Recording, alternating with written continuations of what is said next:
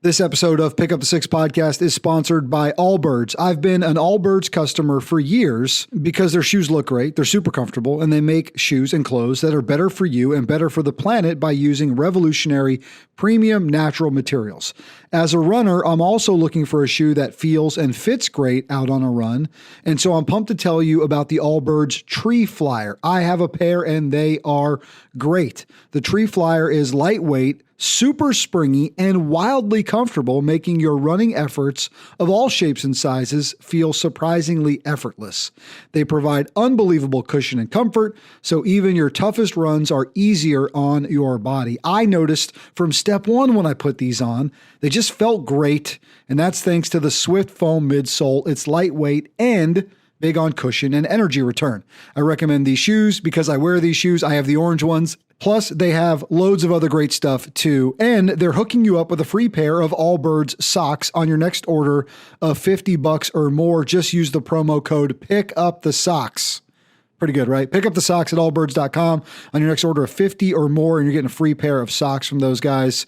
Lace up the Tree Flyer and get running today at allbirds.com. That's allbirds.com.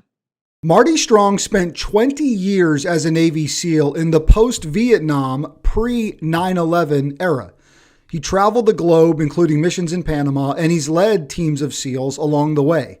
We're talking about service, leadership, and his book, Be Nimble, How the Creative Navy SEAL Mindset Wins on the Battlefield and in Business. This is Pick Up the Six podcast.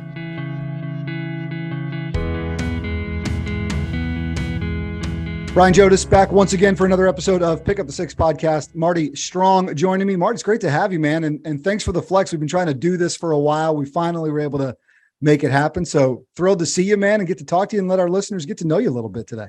Yeah. Thanks for reaching out.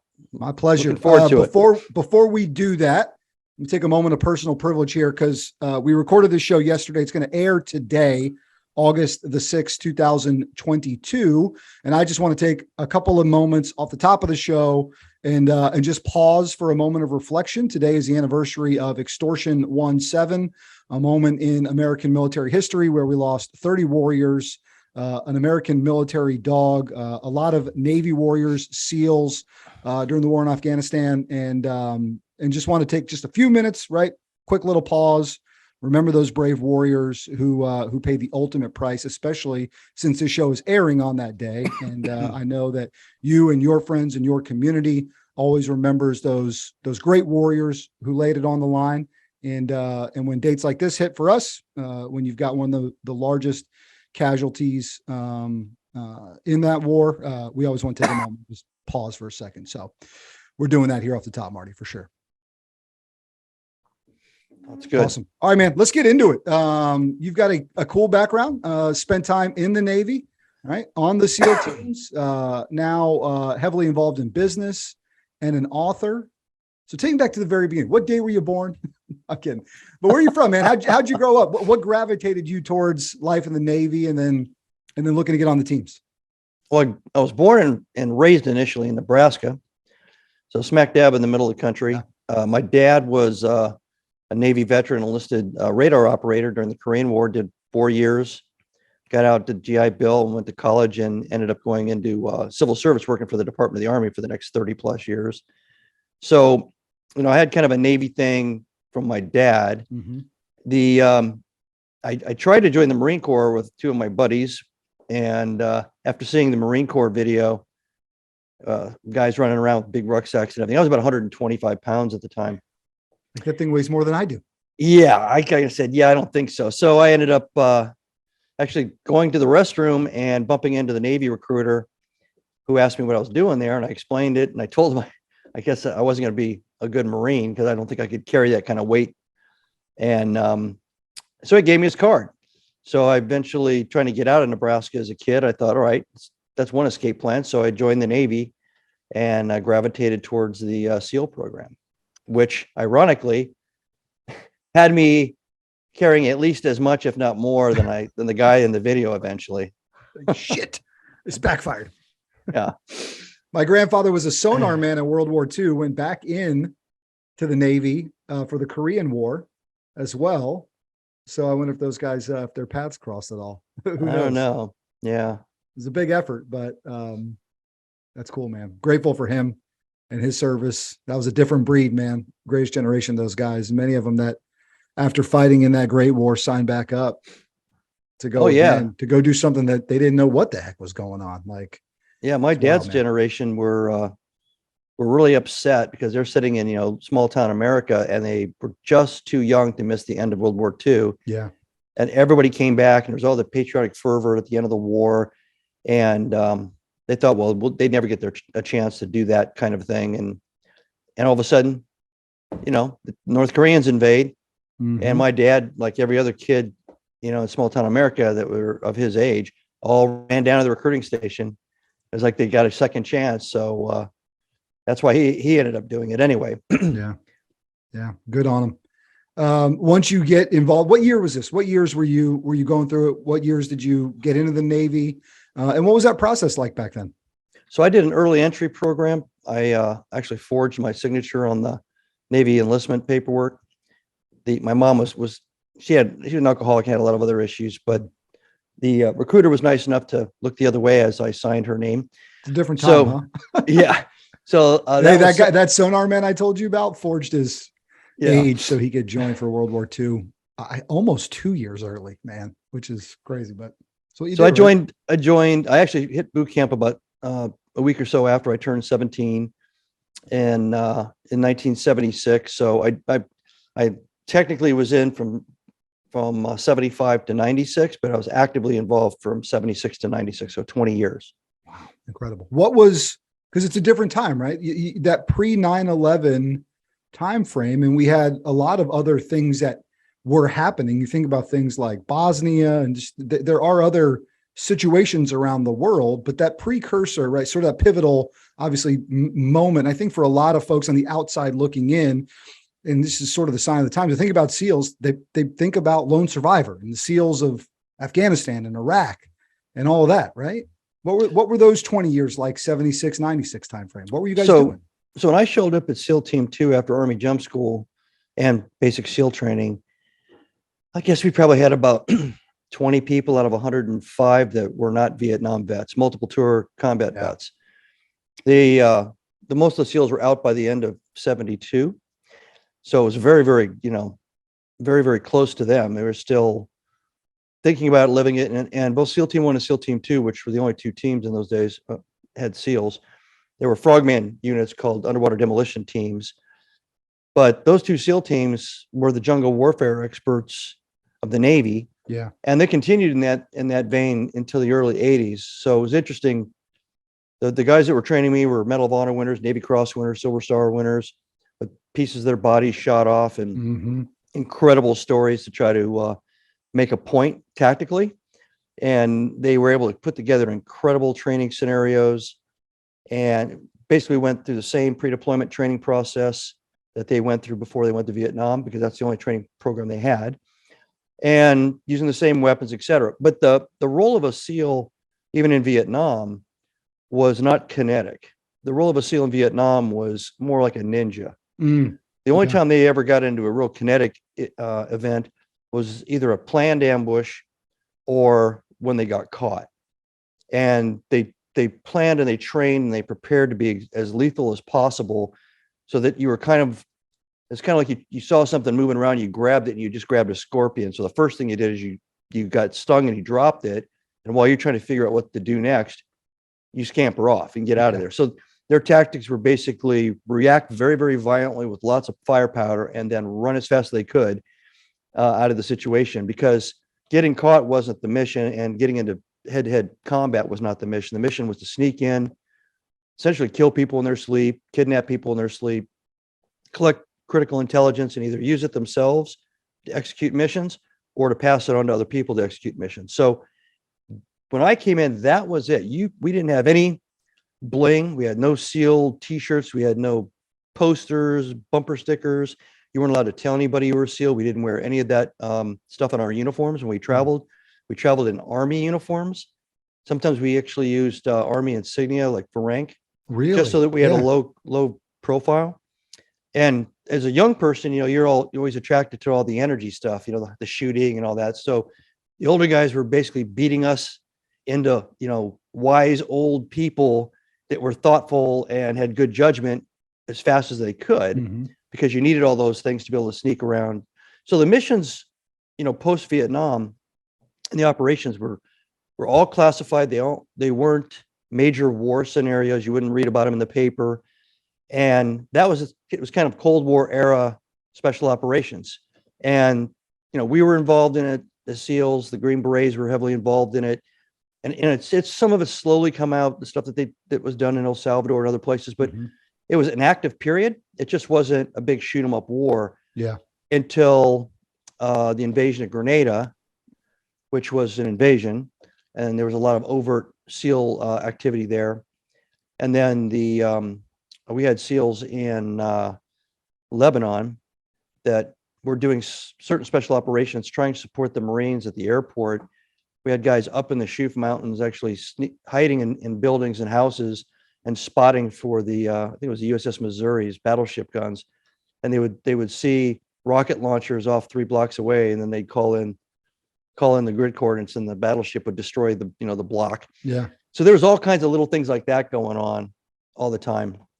And then there's the invasion of Panama, and then almost immediately after that, within 6 to 8 months, there was was Desert Storm. So in the middle of all that, in the mid 80s, the mission of the SEAL teams changed from being the premier jungle fighters to being kind of the jack of all trades. So we started doing Arctic warfare, and we're training up in North the Arctic Circle in Norway with Norwegian commandos and ski patrols and stuff.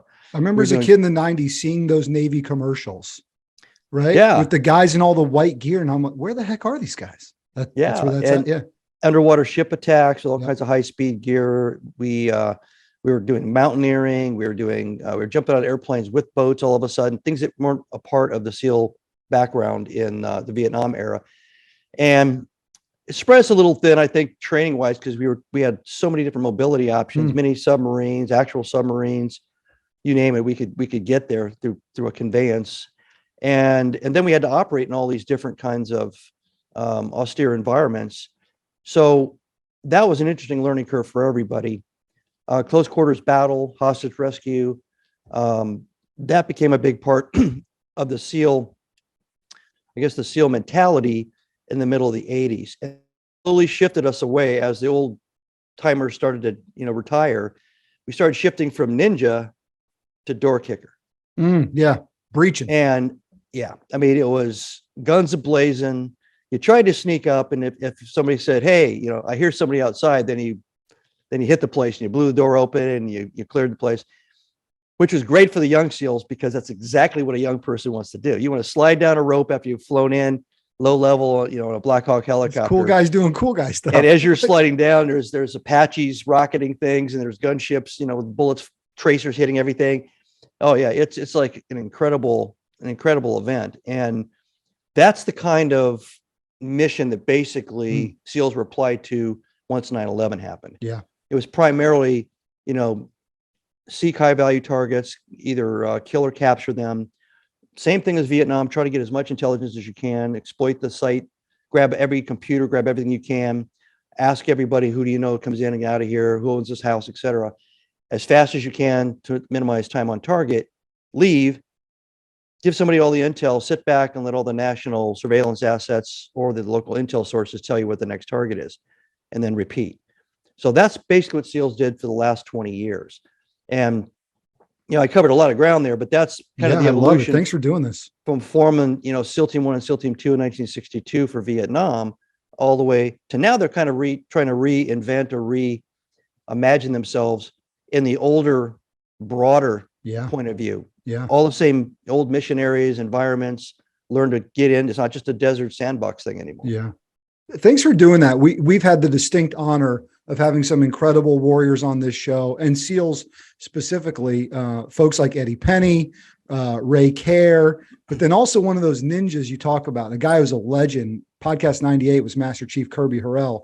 And I got the sense that he was one of those like walking around legends post-Vietnam that you guys probably got to know or at least hear about. And it was like, what were those guys like? You hear stories about what they were asked to do in Vietnam. The stories he told me, and you're right. It was like, we floated up the river. There were 3 of us on a boat. Nobody knew we were coming. We yanked this guy out of his bunk while he was asleep, right? We got compromised on the way down. We took that target out. We got this guy back. Like, it's some pretty cool stuff. Yeah. And I mean, SEAL Team 2's motto actually on their command insignia is the silent option. Mm. So, but I will tell you that towards the end of the last 20 years, a lot of the Vietnam era approach to doing special operations came back into vogue, and they started doing a lot more sneaky peeky ninja, slide in, grab people when they're sleeping kind of things. I think depends on who's in control of special ops. If you have infantry senior commanders that have been in infantry units or artillery units or armor units, they like violence of action and overwhelming firepower as, option 1. Yeah. And so, you always evolve, and you can pick how you want to do every mission. And then once you get there and it's all completely upside down, then you have to decide how you're going to do it. And everybody's got a plan until you get punched in the face, right? Where is on the sneakiness meter? Where's the Bin Laden raid at? That's a dark at night. Nobody knows we're coming, trying to keep super low profile kind of effort, right? Yeah, I'd say that would be that. Obviously, it's a strategic operation. It's a National Command Authority, presidential, monitored operation. Mm-hmm. So yeah, I think if the one helicopter hadn't hit its rotor on the wall and woke everybody up down the street and turned it into, a block party, yeah. It probably would have been a cleaner, smoother in and out. But, you can't, at some point, especially if you're going after a high value target that's surrounded by guns, they're not just going to give up, especially for people that are committed to somebody like him, right? Yeah. So they knew they were going into a fight, and they knew at some point, even with silenced or suppressed weapons, that the bad guys aren't shooting with suppressed weapons. So the second the bad guys start shooting, everybody's going to know. So to do that way with those kinds of helicopters, specially designed to get in quietly, and even with the rotor being damaged and leaving one behind, they still got in and got out without casualties and got the job done, got the mission accomplished. And some of the best news is he got reunited with one of his best friends in the last week. Yeah. So isn't that great? That's true. It's a happy story. Happy ending. And probably a whole slew of other guys we've never memorized the names of from the last 20 years of. That's true. It's plenty. It's been a hell of an effort, man. And I joke a little bit, but we don't take it for granted, right? The cost in which we've had to pay over the last 20 years to eradicate evil from the earth, it hasn't come free, right? It hasn't come easy for our nation and those warriors. You're as you're sort of exiting, right, late 90s, you got to be part of training, teaching, mentoring that generation of fighter, right? Because you got to think about there's guys that are coming in the late 90s that are teed up. Not everybody just signs up on September the 12th, 2001, right? There's guys that are already in the pipeline. So tell me a little bit about sort of the end of your career and what you saw coming through as you were starting to transition out. So I was involved in the invasion of Panama and had led 36 combat missions in that event as a platoon commander at SEAL Team 4.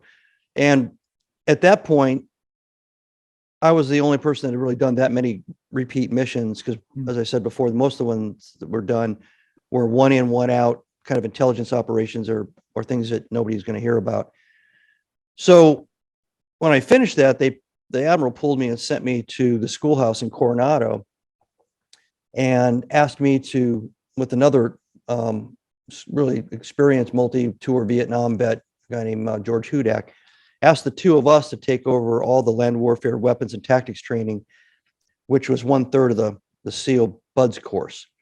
At the same time, he had me work on some other things that they were doing, to include updating a junior leadership course for the officers that was less administrative and more tactics and mission planning. So basically take everything I learned in a concentrated period of time, doing, lots and lots of repetitions, and what worked, what didn't work, what of the doctrine that I'd been taught as an officer was reliable and consistently was a positive, or how much of it did I just throw out by the second mission and it was just worthless. So we did that with the junior officers. We did that with the senior NCOs. We actually did something like that with a couple of modules with the prospective commanding officer and executive officer course for the SEAL teams. So I was the kind of the curriculum architect for that. And all those guys, especially in the junior officers course, those are the guys that ended up being like Jocko. They were the guys that ended up leading, task forces in Iraq and in Afghanistan. And I think it was a good time for that to happen, because a lot of what we were doing up until my experience in Panama was more like football plays and less like instinctive tactics, where in Vietnam, what we were taught by the Vietnam veterans was much more natural and much more of a flow technique of thinking, planning, and evaluating, and not working on perfect intelligence, because intelligence is never perfect. And even if it is, it's fleeting.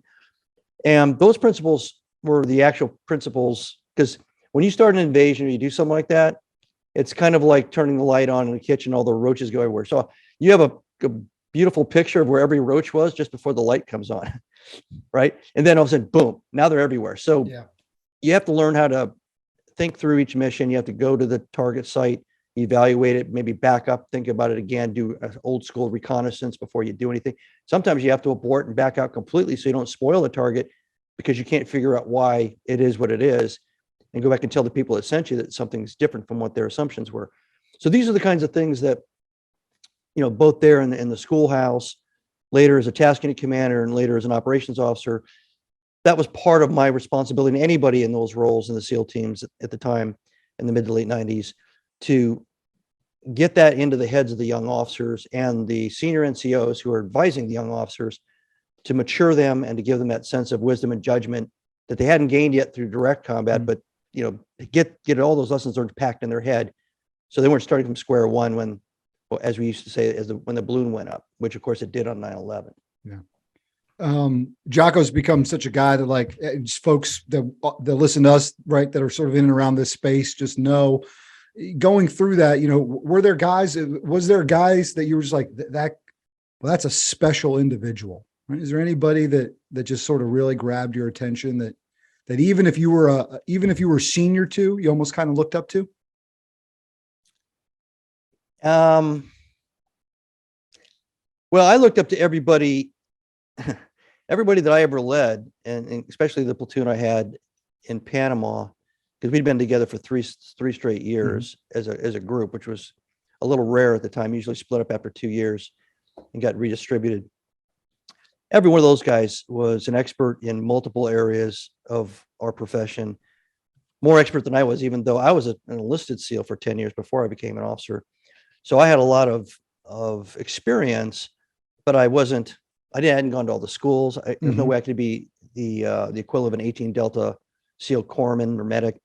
And so these guys, some of them spoke multiple languages. So yeah, you're looking at this incredible brain trust that have the bodies of, college athletes, and the sense of humor of a stand-up comedian. And they're viciously honest in their critique, approach, which was that way when I was enlisted, and that was that way when I was a young officer, and it was that way when I was a senior officer. You get to appreciate that. And so, yeah, I mean, the guys that had actually made it to the point of being what we would call an operator, which usually takes about 2 years. Before that, you're in the pipeline. The guys that I observed in BUDS training, you didn't know, they're so raw. You didn't know if that, and being good at athletics and being good, having physicality didn't really convey to anything down the road. I mean, that was a minimal requirement for everybody. If you were the fastest runner in a SEAL platoon, so what? Because what we're evaluating you on is your ability to do the job, to work with everybody else, your level of commitment, and then you got to learn what you got to learn, and then you got to execute what you've been taught. And that's in the administrative role, and actually when you're out doing combat training or combat operations. And that's when you really get the sense that, okay, the greatest runner is also a really good operator under stress, or the best swimmer is really actually a really good officer because he listens to the wisdom of the enlisted guys and puts his plans together accordingly. So that's an evolutionary thing. It's hard to pick that out of a crowd in the beginning. You know who's going to quit and not quit at the beginning of BUDS. Yeah. You can see it in their eyes. You're going to lose 75% of them, but you can tell pretty quickly through experience as an instructor that they've already quit. it's in their eyes. They've already given up, and it's harder to tell how committed everybody is that isn't looking like that. If their eyes are just kind of stable or semi-intense, you don't know if that's, that they're going to be a super SEAL or they're just going to basically make it through training and they'd be an average SEAL. That's a harder trait to anticipate and predict. Yeah. You talked about sort of that timeline, and then you've got a transition, right? You end up with sort of the second half of career 2.0, right? And that's life and business. And you in January just released a book. It's called Be Nimble: How the Creative Navy SEAL Mindset Wins on the Battlefield and in Business. So you just talked right about a lot of those traits, right, that you see from guys. I get a sense that a lot of that sort of fills up the bucket, and then you're able to take that and apply it to life and business. So what did you learn, right, from the teams, from high stress, low vis, that you've been able to parlay in? And tell me a little bit about the experience of writing the book and what you hope folks get out of it. So the interesting, I guess, paradigm is there are a lot of attributes, characteristics, traits that people would associate with special operators. And mostly because they've seen things in movies or read books, and they're trying to extrapolate what a SEAL is all about from that don't convey.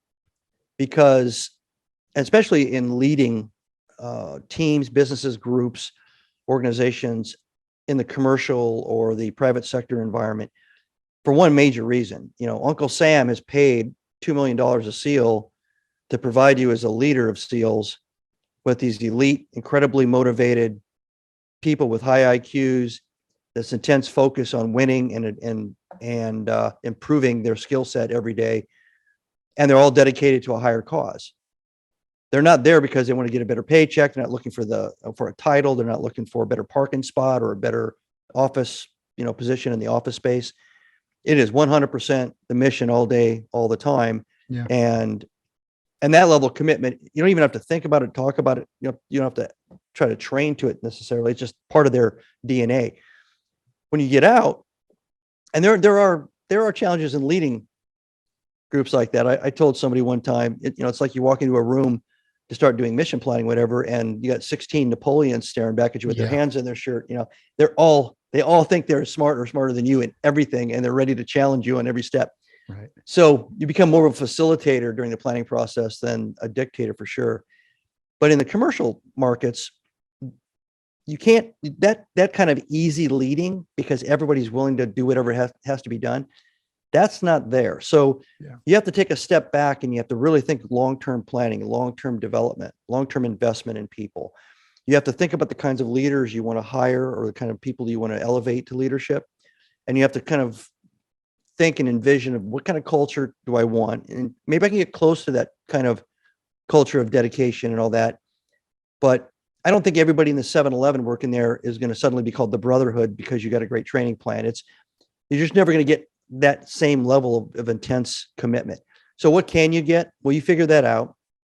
And so doing the job of leading businesses and growing businesses and evaluating leaders and hiring leaders and firing leaders and all that stuff for the last decade plus, what I figured out was if you make the hiring process, if part of it is in the profile is picking certain attributes that are malleable, like you're trainable, you're open-minded, you have a sense of curiosity, you are happy to be creative.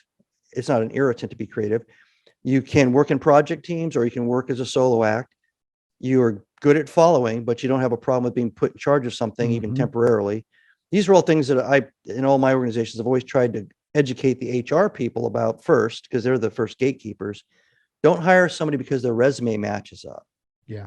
Hire somebody because the person matches up. Are you encouraging them and recommending them in almost all of their screenings and processes to do, personality traits, having them assess those individuals? Hey, take this 20-minute survey, right, where it asks you basically the same questions, but in a bunch of different ways to figure out who you are and the way you work? I actually encourage them, especially in key hires and leadership hires, to not go to a kind of a standard psychiatric survey study exam process. Yeah, interesting. Because,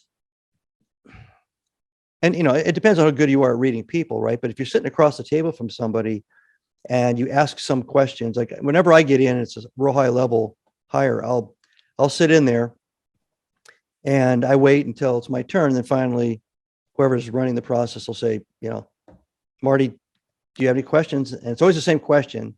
My guys all know it's always the same question. I say, so describe for me, just in a minute or two, what your worst day is like at work. Mm. And then I sit back and I listen. And it's funny that because people don't perceive what I'm going for here, they tell me what their worst day at work looks like. And if it has to do with being disrupted by other people's needs, if it has to do with being derailed from their to-do list, if it has to do, and a lot of frustration starts coming out, you start to see it, right? You hear it, the body language. And because if you said, are you willing to work with project teams? Are you willing to go, sure. They'll say whatever you want when you do it that way. But when you ask them to kind of give you a scenario, the feelings start to come out.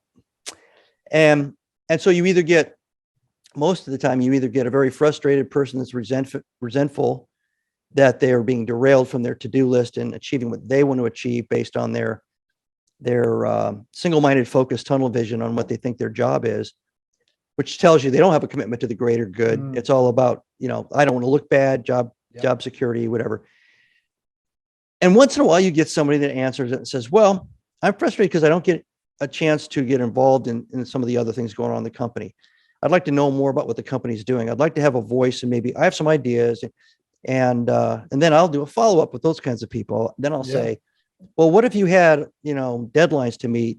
Let's say I'm your boss and I come in and you have deadlines, you have a stack of stuff on your desk, and I ask you if you can take, this weekend to come into the office and work with 4 other people that are working on a special project that's critical to the company. I mean, would you be okay with that? Oh, that'd be great. If you hear that, you get, that's what I'm trying to elicit from those questions. And I do it enough in front of my HR people that they can emulate that with lower level hires. But it's hard with some professionals like accountants, engineers, people that are attracted to those professions because they're very set piece. Math has only got one answer, right?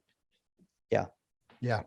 Super analytical. And look, by the way, we need those people because I don't operate like that in any capacity. Like it's not the way I'm wired. You've sat across the table from enough people.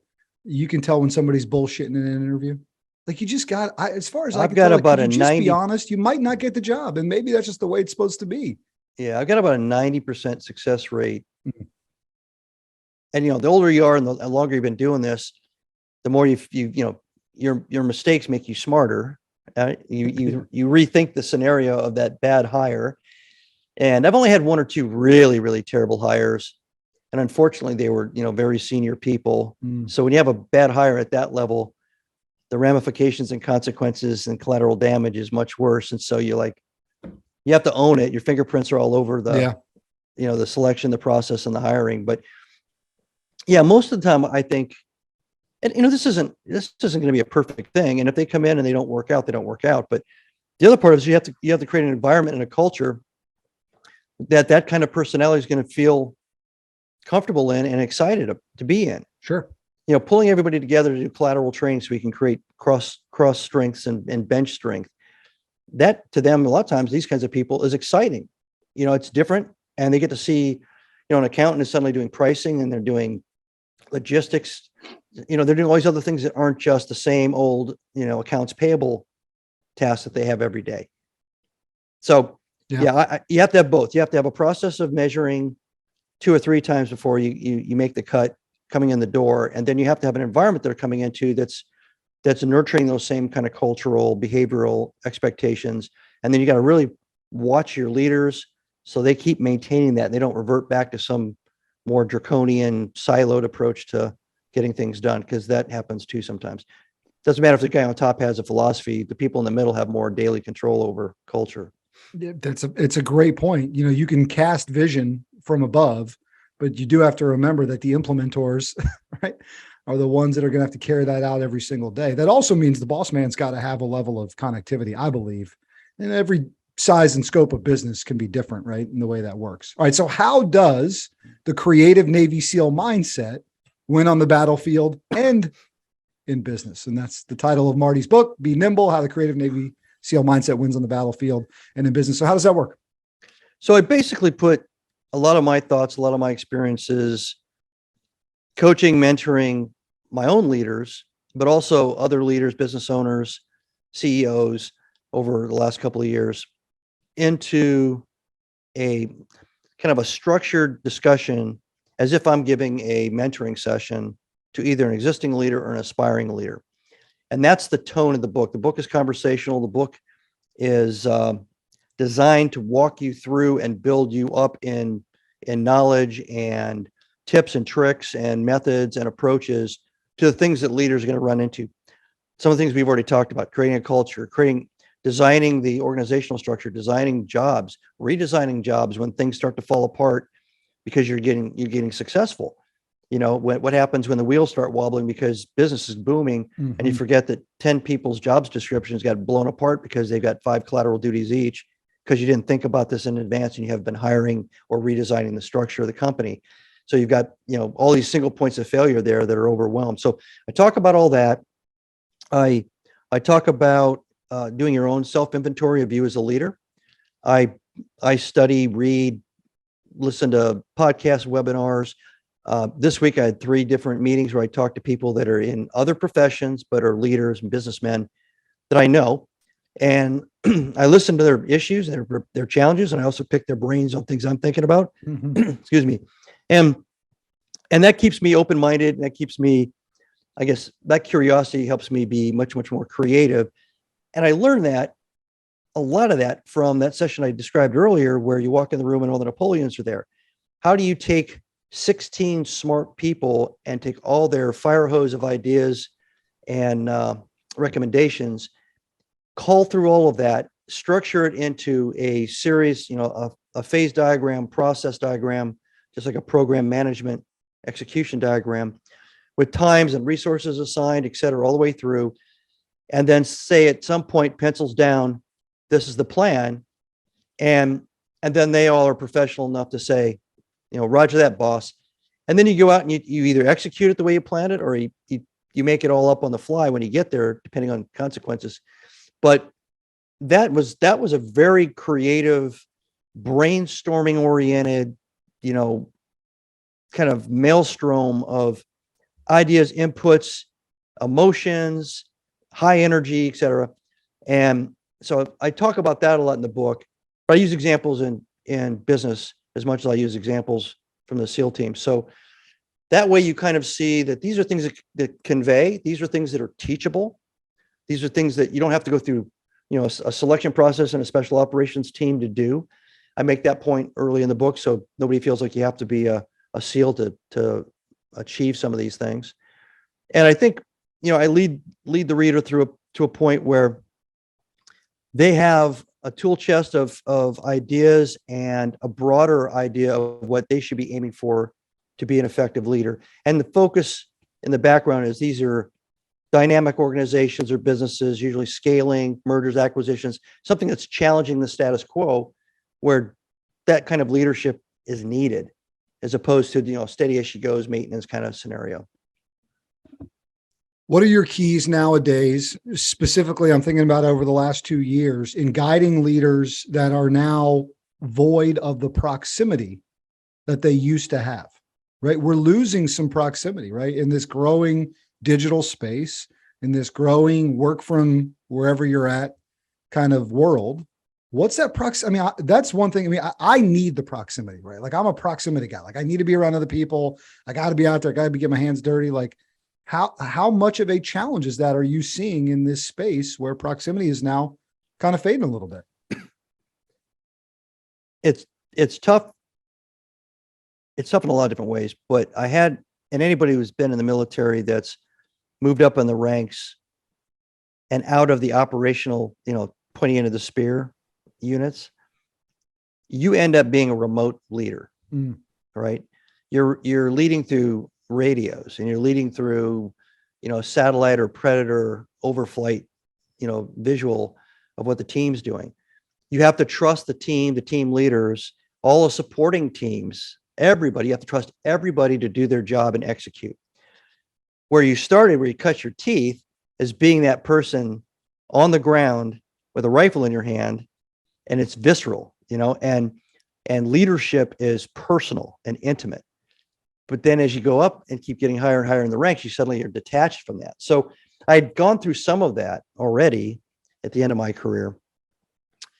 I'm much better tactile, walking around, looking at people, seeing how they're looking at their body language. I mentioned earlier, wheels wobble. I can tell when somebody's kind of looks like they're a little shaky for some reason. It might be personal, or it might be something to do with the job.